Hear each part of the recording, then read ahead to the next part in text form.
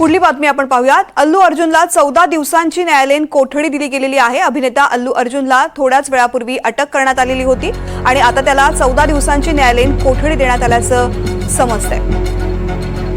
अल्लू अर्जुनचा पुष्पा 2 हा cinema release झाल्यानंतर प्रीमियरच्या दिवशी चेंगराचेंगरीमध्ये एका महिलेचा मृत्यू झालेला आहे, तर 8 वर्षाचा मुलगा सुद्धा त्याला गंभीर दुखापत झाली आणि तो सुद्धा रुग्णालयामध्ये आहे। अल्लू अर्जुननं या कुटुंबाला 25 लाखाची मदत केलेली होती, मात्र या प्रकरणामध्ये गुन्हा दाखल झाल्यानंतर अल्लू अर्जुनला अटक करण्यात आली। पोलिसांनी त्याला अटक केलेली आहे। न्यायालयामध्ये हजर केल्यानंतर त्याला 14 दिवसांची कोठडी न्यायालयीन कोठडी दिली गेलेली आहे।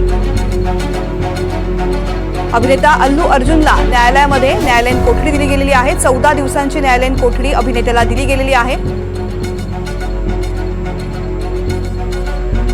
पोलिसांनी थेट बेडरूम मधून उचलल्याची तक्रार या संदर्भात केली जाते। अल्लू अर्जुनच्या बॉडीगार्डलाही पोलिसांनी अटक केले असं सुद्धा कळतंय।